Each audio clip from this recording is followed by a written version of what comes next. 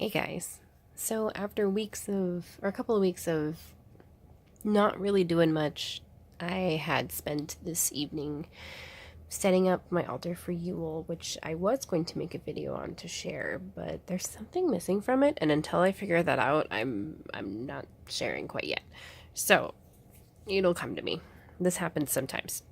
Anyway, so since I was sitting here doing all that stuff, I decided to throw down some cards and see where I'm at. And this is a spread that I have started doing probably every couple of weeks.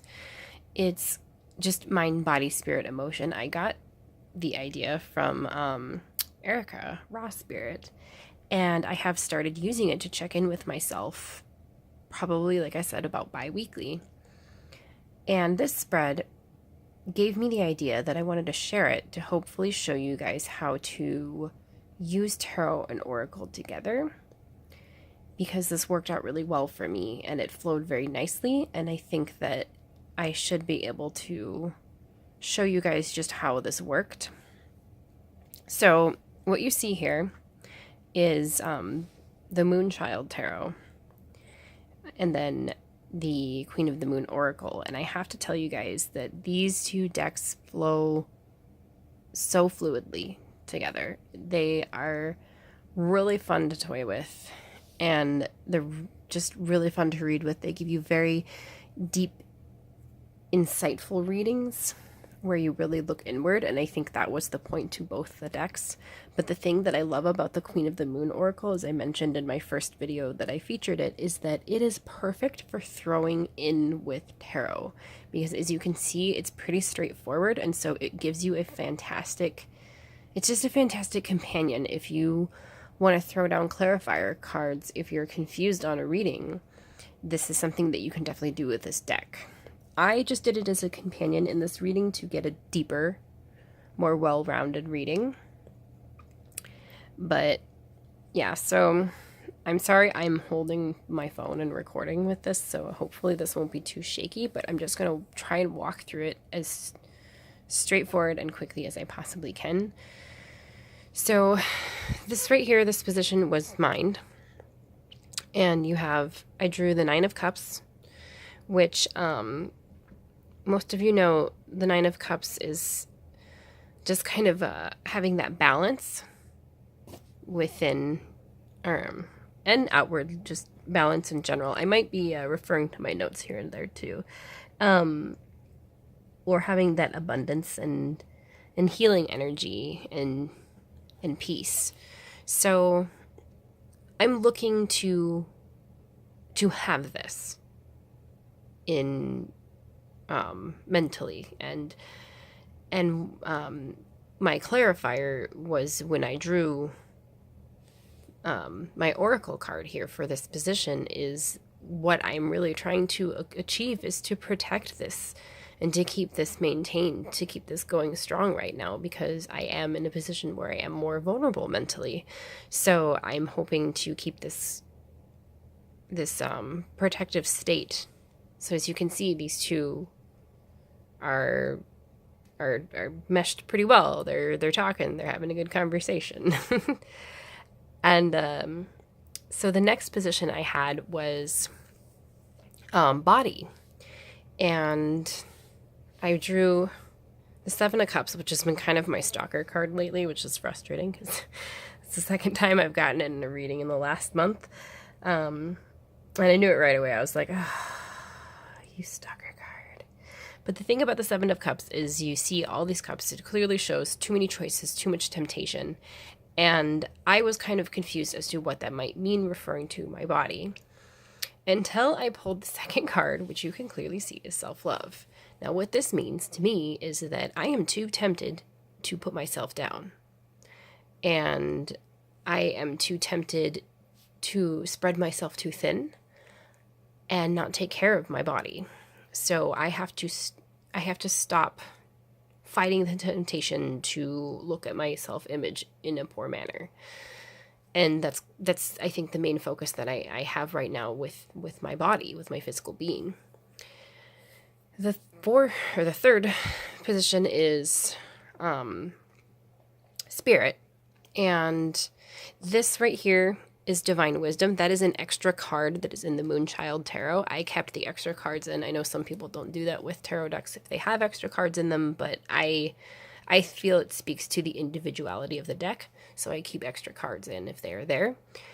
And that's what I pulled. It's the first time I've ever pulled that card since buying this deck. And it basically spoke that I am still in the middle of this massive spiritual transition and the spiritual awakening that I've been experiencing all year. And it's still going, and it's still pushing forward. It's still blossoming. I'm still on the cusp of something.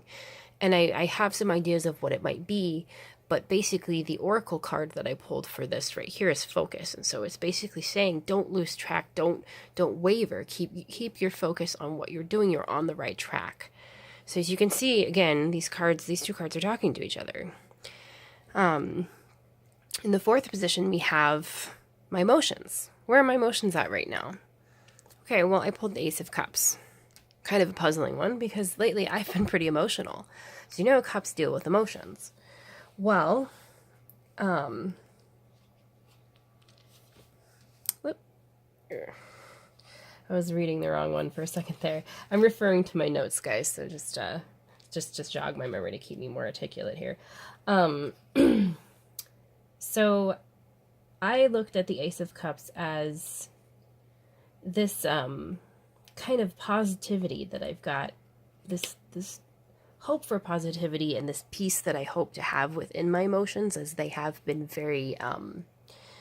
they've been very strong and intense lately. And so it's been kind of hard for me to keep balance, but I've been trying to focus on the positive things that can keep me balanced. This peace, this love, and this imagery right here definitely shows it too.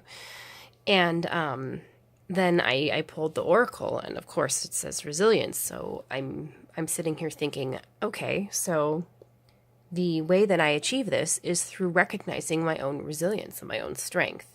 And yes, I feel emotionally out of whack lately, but I am resilient, and I think that will help me keep grounded and find that love and that peace that I need emotionally. And lastly, occasionally, since I've started doing this mind, body, spirit, emotion spread, sometimes if I just want a little bit extra, I just ask, what do I need to know from spirit or guides, or just, is there any messages that I need to know right now? And I pulled the Six of Pentacles.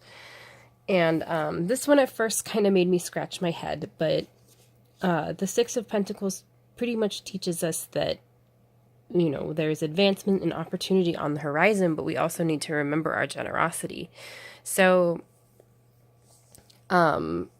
I kept thinking, okay, so I have to be aware that I'm on the cusp of this, but I also have to be aware of the things that I can do with it too, with whatever I am about to turn the corner with, and to remind myself to be present in others' lives, and to try and expand myself out, reach out to others. Sometimes that is hard for me because I am A, very shy, and B, I tend to withdraw to protect myself sometimes. And I think this is also teaching me to trust my intuition as well, which is funny because look at the card I pulled. Trust. All right, well, there you have it. I clearly need to trust, and just try and trust that I'm being guided in the right direction, and trust my intuition.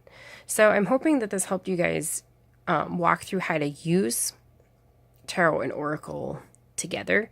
It's something that I'm definitely playing with more and more, and I really, really enjoy it. And I think it's really eye-opening. I'm learning a lot. And I can definitely do more on this topic. I can do other spreads as I kind of go further with it, but I just wanted to share really quick.